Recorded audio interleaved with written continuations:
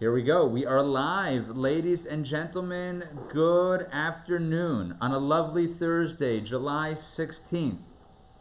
I am so happy that you're with me here today to study some Torah. And Torah, indeed, we will study. That is our objective, and we are going to stick to the objective. Okay, I'm pulling up the Torah reading. We got a lot of cool themes to talk about. So, here we go.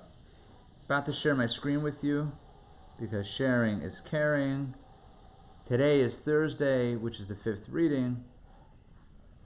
Let me make the screen bigger. Boom, boom. There we go. Okay, this takes us to today's, remember it's a double portion, so we have a bit more than we would normally read if they were just, on their own. So it's a bit of a mashup. But that's how we like it. So remember, it's the end of the 40 years. The Jewish people are set to enter the land of Israel. So let's just jump right in. I'm going to read, and then I'll share some ideas, some insights. Okay, verse number 50. The Lord spoke to Moses in the plains of Moab by the Jordan at Jericho. So remember, they're right adjacent to the land of Israel. They're very close. So Moses is not going to go in the land. But right now he's with them. They haven't gone in. So God speaks to them and he says, speak to the children of Israel and say to them, when you cross the Jordan into the land of Canaan, take a look at this line. What should you do? What should the people do? You shall drive out all the inhabitants of the land from before you. Destroy all their temples, destroy their molten idols, and demolish their high places. Let me explain. This is basically the commandment to get rid of idolatry and idolatrous paraphernalia. That's basically what's going on. The idea here is God is saying, if you've been following along since, Abraham, since the book of Genesis, you know that Judaism is all about monotheism, one God, and God is all about one God, right? At the first of the 10 Commandments, I am the Lord your God, just one. So the Torah, God is telling Moshe to tell the people, when y'all go in, got to get rid of not only drive away the people that are serving idols, because you don't want to commingle, but moreover, you got to get rid of the houses of worship. You got to get rid of the idols. You have to get rid of the high places. By the way, that's a euphemism or a reference to their altars. Altars were usually where they brought sacrifices to the idols. Were usually higher spaces, like a platform. So all of it should be destroyed. Torah continues, God continues, you shall clear out the land and settle in it, for I have given you the land to occupy it. That's a trigger word right there. Little occupation going on. But it doesn't mean what's discussed today, right? The buzzword of occupation today is not what it means. It means, look, this was the land promised to Abraham, Isaac, and Jacob. In the interim, God gave it to some others, but at some point in time, God's going to once again assert who should get the land, which are the Jewish people, and that's what we're talking about now. Let's continue. You shall give. So we already have a lesson. Maybe before we continue, we have a lesson, and that is, it's important. The influences around us are very important and significant. A person should never say, hey, I'm going to go into an unhealthy environment. I'm going to go into an environment that is diametrically opposed to my values, but don't worry, I'm going to figure it out, we'll make it work. The Torah says, God says, you may want to not keep negative influences right in front of you because you don't necessarily want to set yourself up for temptation on a constant level, and because certain things should not be around. So this inspires us, for example. For example, many people will be very careful as to what influences are going to be brought into their home. Right? So the Rebbe once had a campaign on some level to not bring in non-kosher animals into the home. When I say non-kosher animals, like stuffed animals. The Rebbe said, the country's going crazy about a sheretz, a rodent, referring, I believe, to Mickey Mouse. Right? The country is all into Mickey Mouse. All right, why not teach children about kosher? Why teach them about rodents? Just, again, it's a perspective that we want to have as pure an environment as possible. There are many Chabadniks who will be sure to make sure, like if they buy a kid or their kid, or or somebody's gifting their child, like a shirt with an animal on it, it should be a kosher, a cow, a goat, I don't know about goats, a sheep, something kosher, as opposed to a giraffe. Giraffes are also kosher, you're safe with giraffes, as opposed to other animals that are not kosher. Might as well get as pure an environment, as kosher on every level environment as possible. So again, lesson number 1 is it's all about the atmosphere. You heard about the first wedding on Pluto, the planet Pluto? Yeah, they recently had the first wedding on Pluto. It's crazy. How was the wedding? It was wonderful. The band was great, but there was no atmosphere. That's a joke, right? Pluto? Okay. Anyway, getting back to the lesson. It's all about creating an atmosphere. Get rid of the idols, get rid of the temples for idolatry, get rid of the altars, and create a nice environment. Look, just going back to the home, there are many influences that we might bring in that are not conducive to the atmosphere we want to create in the home. So certain magazines, or certain, television with certain shows, whatever it is. The point is, I'm not going to get any more specific. It's all about, for us, on our own, to recognize, look within and say, what elements should we be discarding because we're trying to create a holier environment? All right, that's lesson number 1. Next, verse 54. You shall give the land of Israel as an inheritance to your families by lot. Once again, we have this lottery business going on. To the large, you shall give a larger inheritance, and to the small, you shall give a smaller inheritance. Wherever the lot falls shall be his, according to the tribes of your fathers, you shall inherit. If you notice, I mentioned this last week, I believe, there's an inherent tension or a contradiction. On the one hand, it says it should be divided by lot, which means random. And then it says, to the large, you should give a larger inheritance, which means that it's logical. So are you dividing it logically or by chance? The answer is both.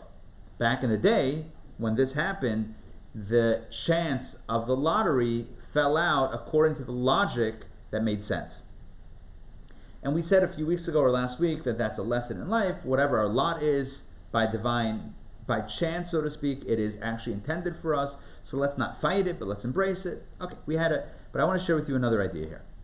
There are 2 paths to inherit the land, to get a connection, relationship with God. One path is a logical path, a rational path. That means rational divine service, so to speak. It means studying and understanding and doing what we understand and what makes sense to us. And then you have the lottery modality of divine service, and that's you throw caution to the wind, right? It's not rational. You're not stuck in your head. You just jump in a super rational way. The truth is, the path to God comprises both. We have to study and we have to act rationally. At the same time, we shouldn't limit ourselves to only doing the mitzvot that we're totally on board with and we get and we understand and we can rationalize. Sometimes it's good to jump in. Like Nike once said, just do it, or just do it. Right? That's the dual meaning of the lottery and the logic. Let's continue. Verse 55. This is a very important verse. Goes back to what we said a theme ago. But if you do not drive out the inhabitants of the land from before you, right? You keep them around. Then those whom you leave over will be as spikes in your eyes and thorns in your side.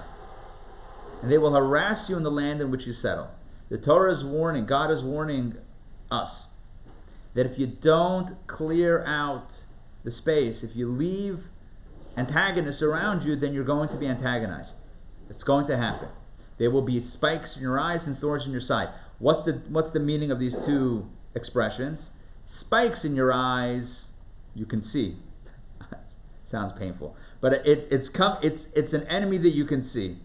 Thorns in your side are the sneak attacks, right? So there's 2 types of enemies. There's the enemies that say, I'm your enemy. They let you know. They broadcast. On Facebook, they post, I don't like you. Okay, not good, but at least you know who you're dealing with. And then you have the other form of the enemy, that's the thorn in your side, which maybe has a different modern day meaning, but in the language, in biblical language, what it means is, this is the enemy that pretends that you're buddies, right? With the arm around the shoulder, and then when you're not looking, Okay, it's not backstabbing, but it's sidestabbing, which is kind of similar in theme, right? This is the enemy that pretends to be a friend, but really does not have your best interests. So which is more dangerous? You guessed it, it's the thorn in the side, right? The one that's coming straight at you, you know to dodge, you know how to deal. But the one that pretends and that manipulates, and it's the, what do you even do in that case? You don't even know who you're dealing with, right? You thought they had your back, they don't have your back, now what? You know, the greatest downfalls in history happened when they were least expected, right? I mean, when you're expecting it, you'll make a plan.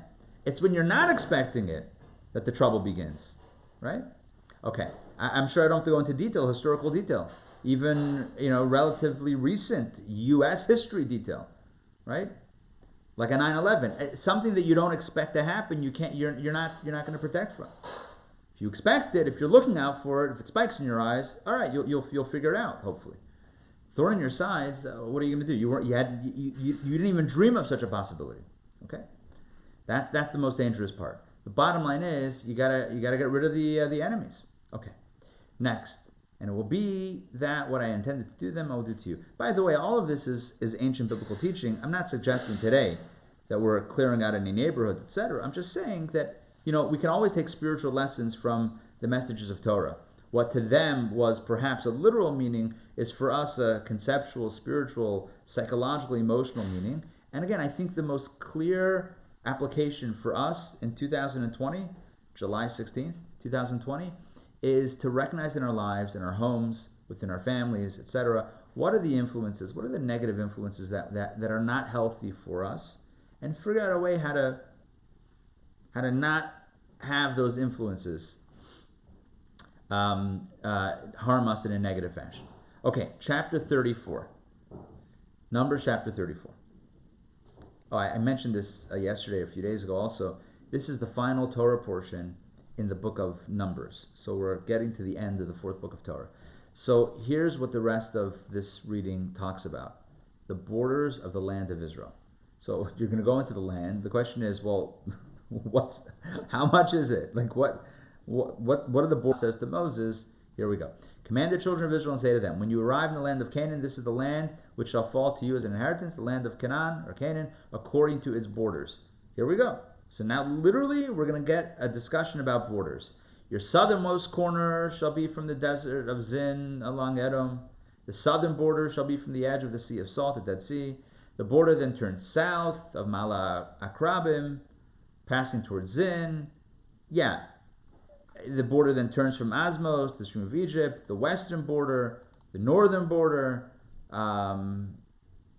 It's going to extend to Zifron. Okay. All right. It's very detailed here what the borders of the land of Israel are. By the way, this is not the borders of the state of Israel. That's a different discussion. The state of Israel is the state of Israel. This is the ancient land of Israel. Right? So I mean it's approximately the same area, but it's different. It's a little bit bigger. Okay. Moses commanded, verse 13. So after the borders, after God told Moses the borders, Moses then speaks to the people. Moses commanded the children of Israel, saying, this is the land which you are to apportion for inheritance through Lot, that the Lord has commanded to give to the 9.5 tribes. Remember, 2.5 tribes took land outside of Israel. So now the rest of Israel, or the land of Israel, is now divided into only 9.5 tribes per those 2.5 tribes' requests, as Moses continues, for the tribe of Reuben's descendants, according to their father's house, and the tribe of Gad's descendants, according to their father's house, and the tribe of Manasseh have already received their inheritance on this side of the Jordan. The 2.5 tribes have received their inheritance on the side of the Jordan, near Jericho in the east, toward the sunrise. How romantically sounding. Okay, so that is in essence, give me a second, that is in essence the reading for today.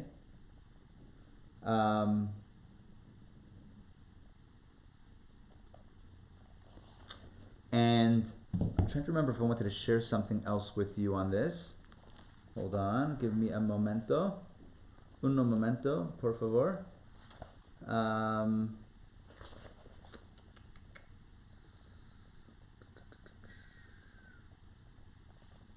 Okay. Yeah, no, I think that's it.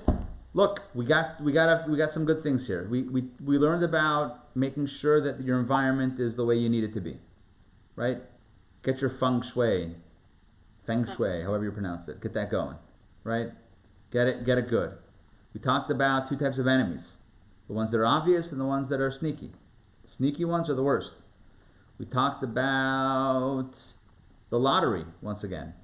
You got the lottery, you got the logic, and we talked about two forms of divine service: the rational and the just jumping in, just doing it. You need both. You need the rational, you also need the super rational sometimes. And then we discussed the borders of Israel. If you want a map, I'm sure you can Google and find a map online and see the ancient borders of the land of Israel. One thing we know is that the whole land is holy, and please God, it should be only used for holiness and holy purposes. And if you want to know what really lies under the Temple Mount in Jerusalem, then you got to join us for our event on Sunday, July 26th, called Underground Secrets of the Temple Mount. You don't want to miss that, as we have the Jewish Indiana Jones giving us an X-ray vision of what is going on underneath the Temple Mount and the great secrets. Okay, so that is it for today. It's wonderful to see you all. Any questions, comments? I saw something in the chat.